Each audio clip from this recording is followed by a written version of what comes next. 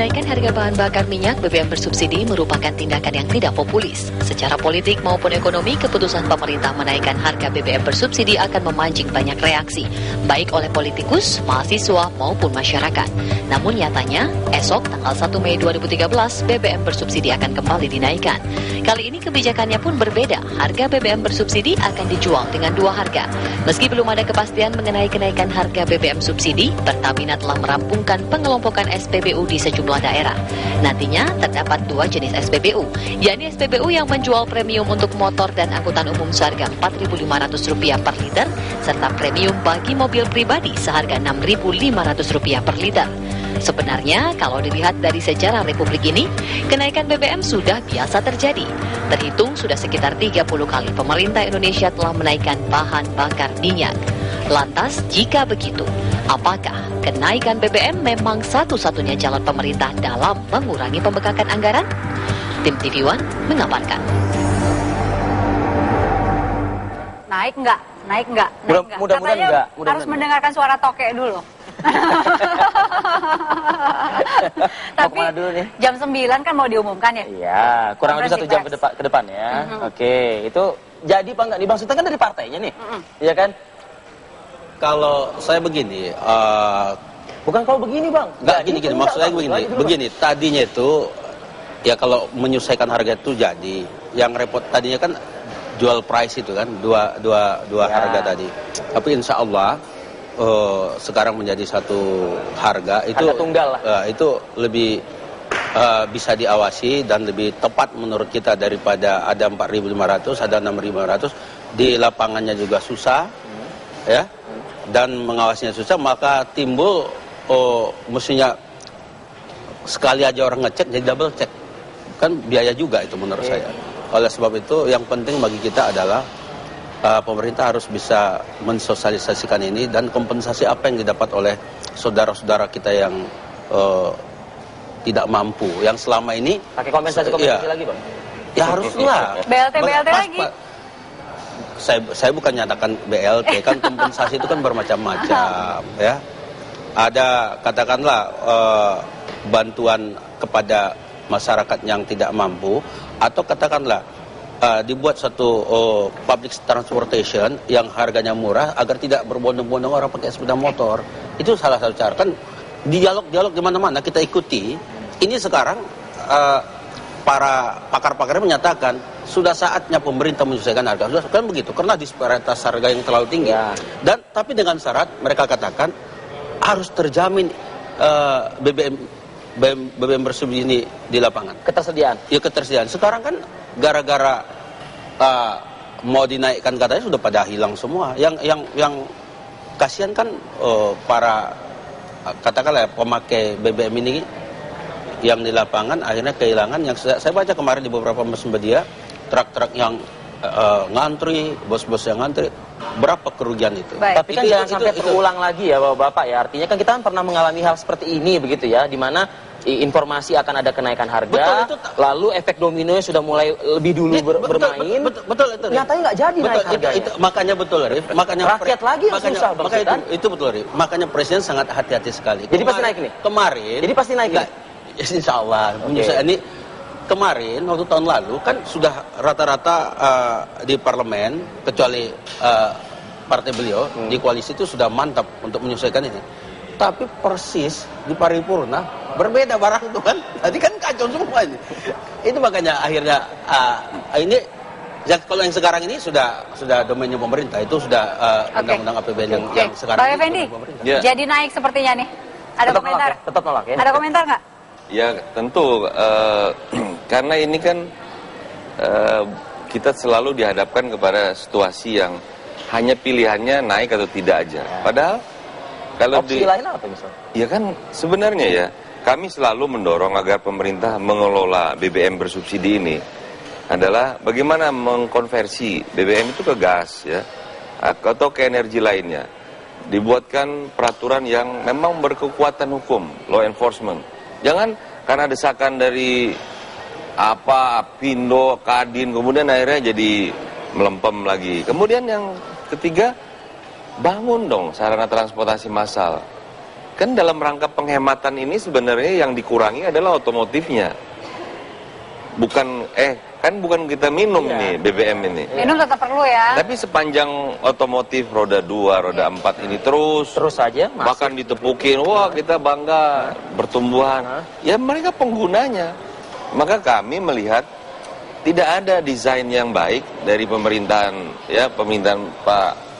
Pak Sutan ini untuk mengelola BBM ini. Seperti jalan sendiri-sendiri gitu ya. Parsial ya Bang? Iya, kita hanya dihadapkan kepada naik atau tidak, berapa naiknya, berapa besarannya itu aja.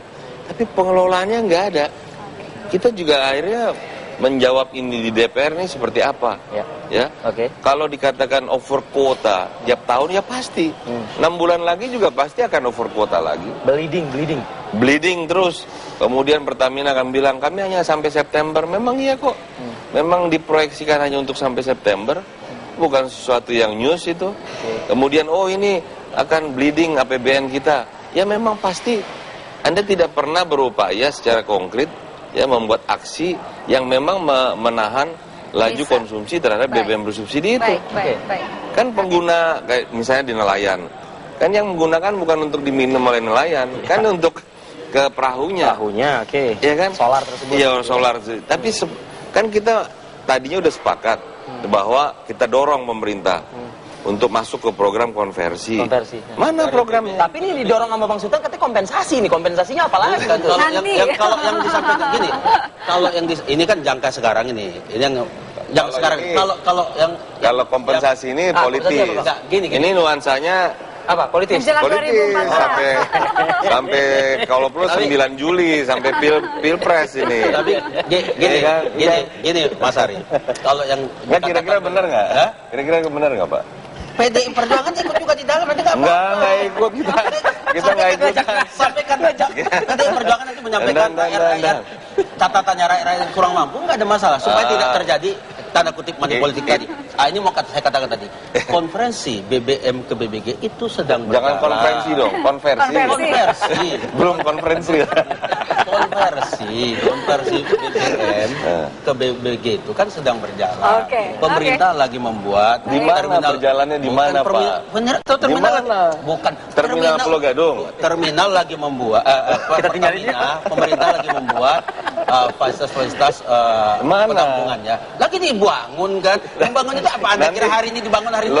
Kalau dibangun hari ini 2-3 tahun lagi ini saja dia. Justru makanya kalau lihat kita itu sebenarnya begini coba. Kenapa nggak dari kemarin? Makanya ini sekarang 2013 tahun lagi Pak. Setuju. Tapi ini kan sudah dilakukan. Tapi apakah di mana peresmian aja nggak ada?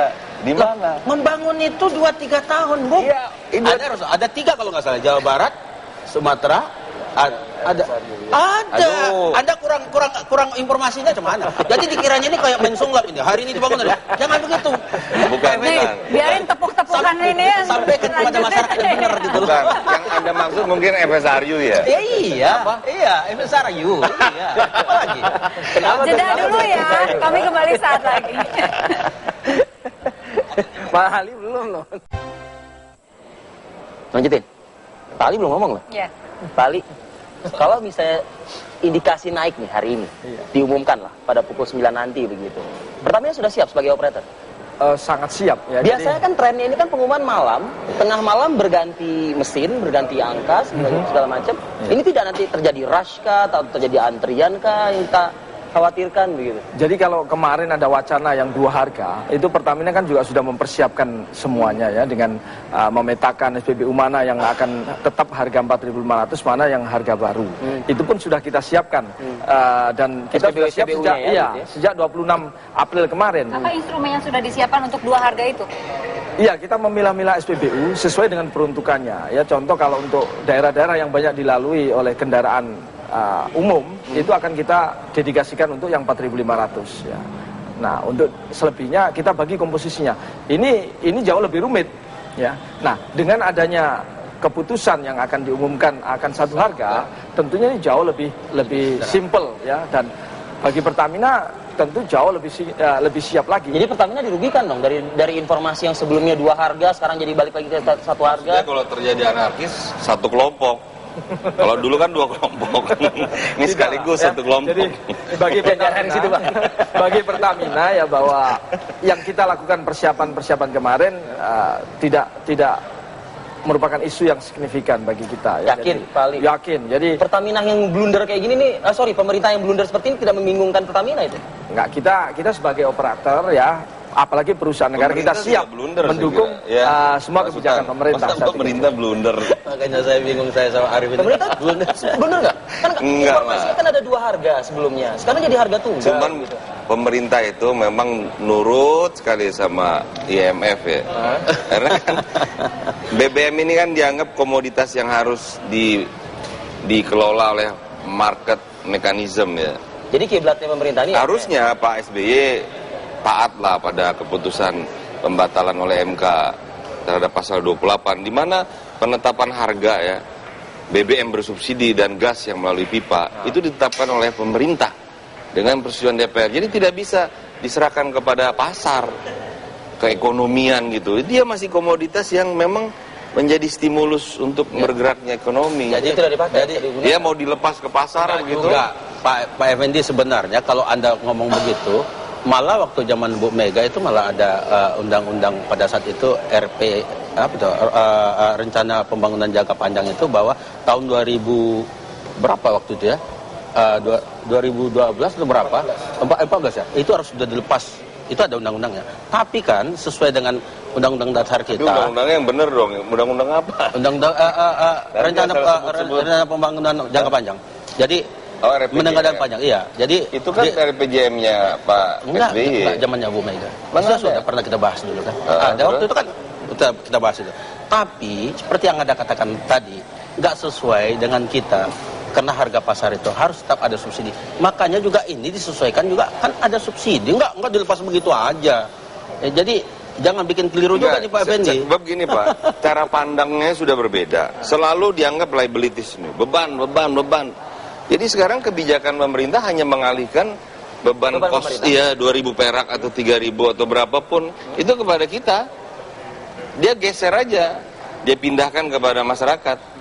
Dia menjadi ada plus 30 triliun di APBN itu aja kok. Tapi bukan untuk mengelola BBM itu sendiri. Plus 30 triliun itu untuk apa? Ya nggak tahu itu untuk BLT. Enggak, tapi beginilah. Untuk ongkos politik 2014. Tapi begini, coba Anda bayangkan. Nanti partai-partai politik jajan semua tuh. Wow, kayak Ya kalau bisa nanti PDI. PDI pasti nggak mau ikut itu. Kalau boleh gini, Pak Mas Arif dan Bang Effendi ya. Jadi kalau kami dari sisi yang selama ini bergelut di menangani dunia migas ini ya, kita memang semua harus berkewajiban sebetulnya memberikan pendidikan yang benar kepada masyarakat ya, bahwa situasi migas dunia ini kan sudah bagi Indonesia sudah bukan surganya lagi Indonesia ya. Dan ini harus kita sampaikan kepada masyarakat bahwa Indonesia 2003 sudah net importer minyak ya.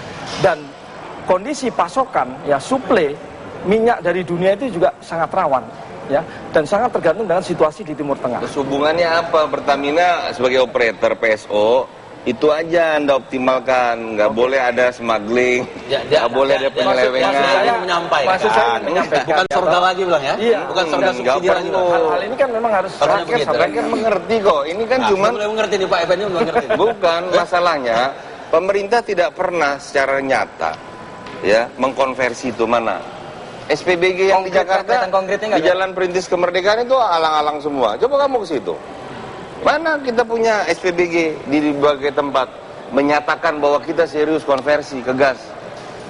Kemudian mana transportasi massal sebagai daya untuk menurunkan konsumsi terhadap BBM. Kalau nanti transportasi massal sudah tersedia Pak, mau 20.000 juga bensin nggak peduli orang, karena dia nggak beli, dia nggak gunain itu BBM-nya. Di Singapura nggak ada orang naik motor. Karena ada MRT semua. Kalau transportasi massal itu memang kami di Komisi 7 selalu kami katakan, silakan menyesuaikan, tapi yang pokoknya itu bagaimana transportasi massal ini yang aman, nyaman dan murah, dan itu benar-benar yang bukan Metro Mini dong Pak. Bukan Metro Mini. whatever lah. Whatever. Maksudnya yang termasuk dari masalah. Ini nggak masal. Kalau bukan ya kayak kereta api atau subway. Sebetulnya ya. Baik. Kita sudah ada 9 SPBG di daerah Jakarta dan tahun lalu juga Pertamina dengan anggaran sendiri sudah membangun 1 SPBG di Kalideres. Tapi dibilang tadi jadi alang-alang, tempat alang-alang Iya, coba lihat Ada beberapa karena gini. Memang karena nggak ada ini gasnya. yang akan kita optimalkan sebetulnya ya. Dan ini kan demand-nya harus di-create dulu. Ya. Kalau kita membayangkan ya bahwa jalur-jalur angkutan umum yang ada SPBG-nya itu segera dilakukan konversi dengan pembagian konverter kereta. Makanya saya terus terang ya ingin mendengar nanti pidatonya Bapak Presiden terhadap bagaimana kebijakan beliau terhadap pengelolaan BBM bersubsidi ini. Karena kita ingin pasti dari katakanlah dari bohirnya ya.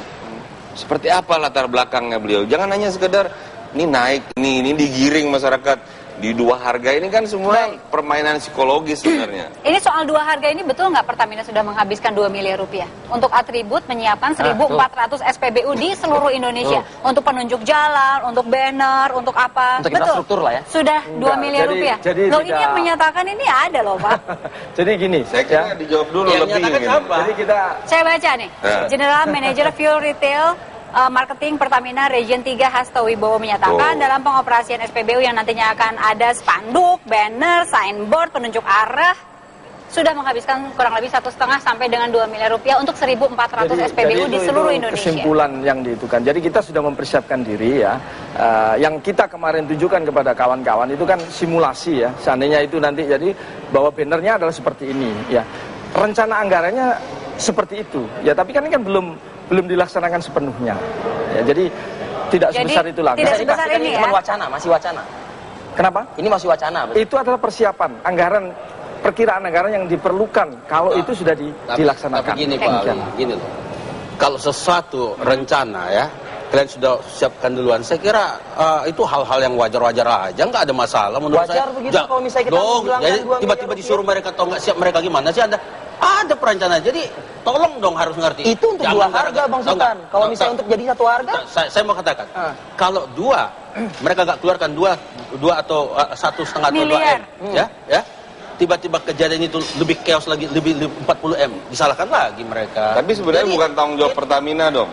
Orang mereka aja kita nggak bisa selalu whatever terus. Jadi di sini kita harus akuntabel, Jangan Pak. memikirkan yang kecil Nggak untuk bisa. yang besar. Pertamina bukan regulator loh, ingat loh. Anda hanya pelaku PSO, Public Service Obligation untuk distribusi ANSI.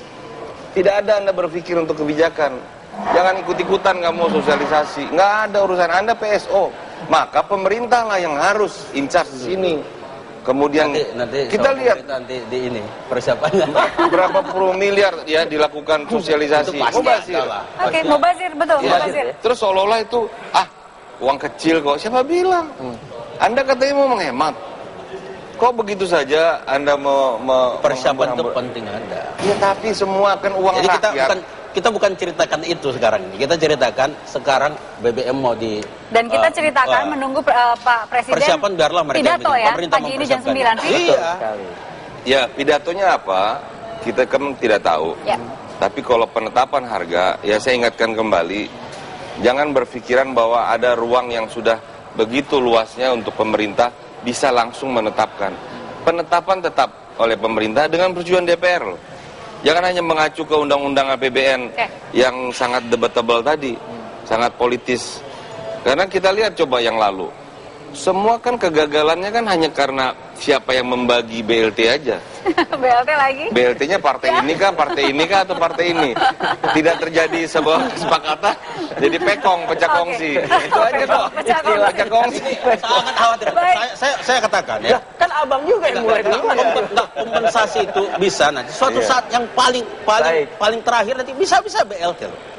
Nah, Tapi itu rakyat kan, nggak bisa Ujungnya pasti ke dipungkiri. sana. baik. Untuk rakyat menjelang 2014. Semua partai-partai disuruh untuk mengawasi. Iya, nyawer. Satu, kedua partai-partai juga bisa menyampaikan di mana Nyawer melalui uang rakyat masuk APBN, justifikasinya naik harga. Nah, itu kan uang rakyat kembali ke rakyat. Gitu loh. Udah yuk. Daripada Silakan dilanjutkan ya. kembali ke rakyat. Uang rakyat kan kembali ke jalan. Nggak butuh itu. Daripada uang rakyat untuk oknum-oknum yang sudah kaya jadi tambah kaya. Ya itu penyelundup itu. Baik. Kan lebih bagus. Bapak-bapak terima kasih sudah hadir di Apa Kabar Indonesia. Setelah ini kita akan ke Jogja, Vi. Oh iya, ini ada rencana persiapan demo besar-besaran dilakukan oleh